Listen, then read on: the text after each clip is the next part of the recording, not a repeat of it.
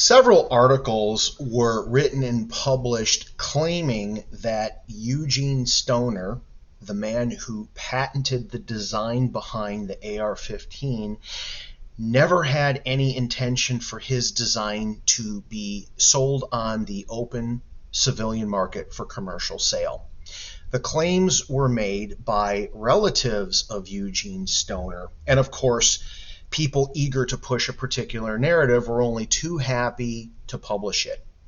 Well, the interesting thing about this is Eugene Stoner passed away in 1997. These articles did not appear until his family members allegedly decided to speak out about it a full quarter century after his passing.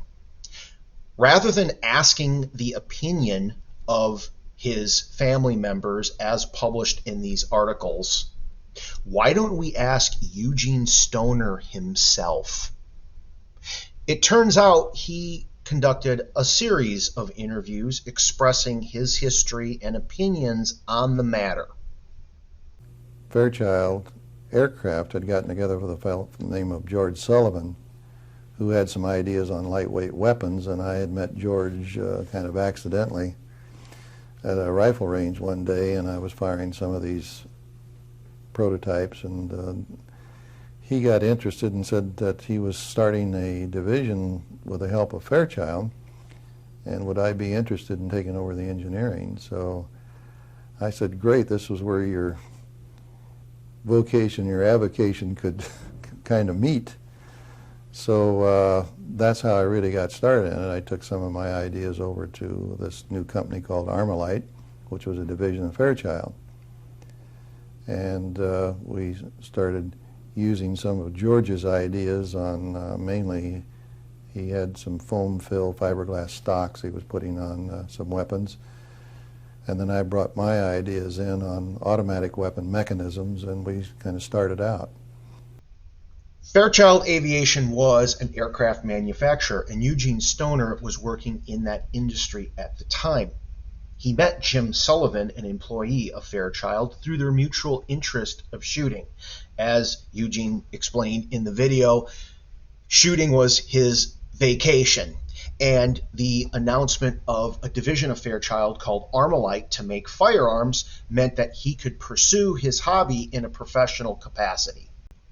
ArmaLite sought to make its mark by making very lightweight firearms. The AR-1, their first release, was a bolt-action rifle.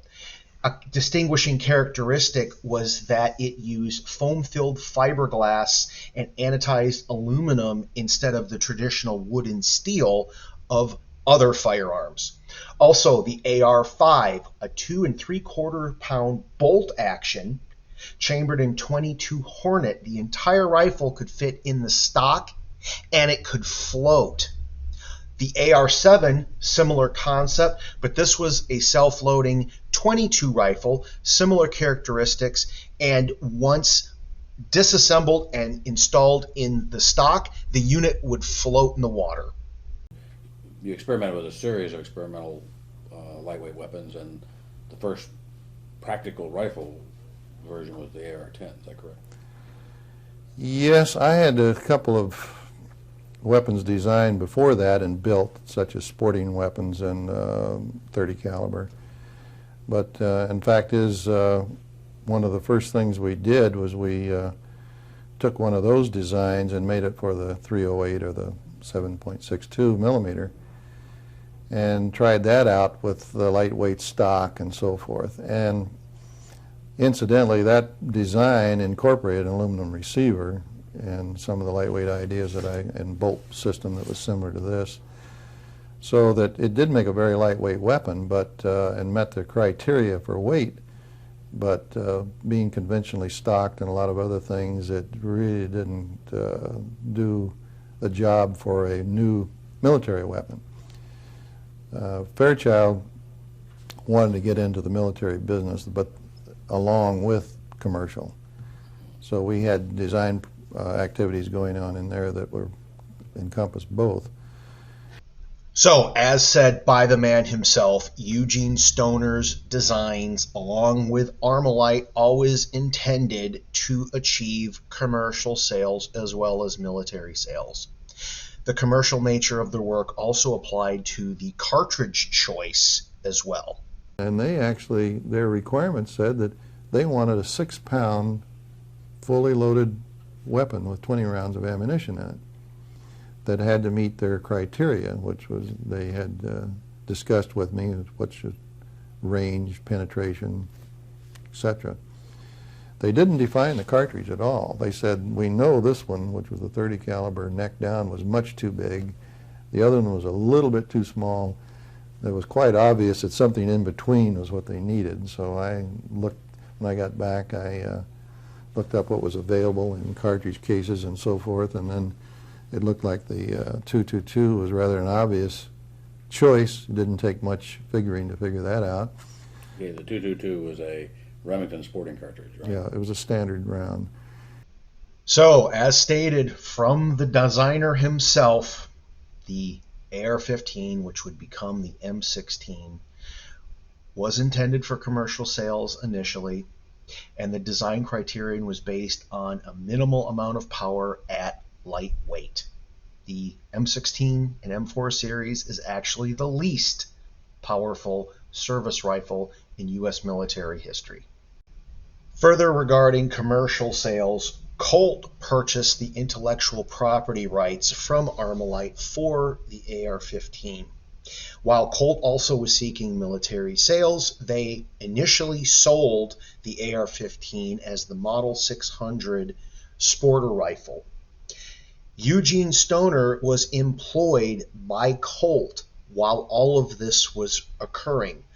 Colt openly marketed the AR-15 to civilian shooters for years before the U.S. Department of Defense purchased it as a service rifle. That means Eugene Stoner was actively working in the firearms industry for about a third of a century. If he had a problem with firearms based on his design available for civilian sales, he didn't bother to comment on it for over 3 decades. So, what did Eugene Stoner think about people who wanted to legislate his design? Well, it turns out he had an interview with Mikhail Kalashnikov, the inventor of the AK-47. Here were their thoughts on people that wanted to legislate their designs. Note, there's a bit of a delay due to a language barrier with a translator in between. И готов на новую встречу. So I'm ready for the new meeting. Good. Well, perhaps we can collaborate on a new design. Может быть, мы сможем вместе поработать над новым С удовольствием, изделием. с удовольствием. Мы будем дополнять один другого. We'll add something of our own to each other's. Yeah, I'm sure these anti-gun lobbyists would love that. Я, говорит, уверен, что существующие в Америке движение против оружия очень будет довольно, узнав о том, что мы над новым образцом будем работать.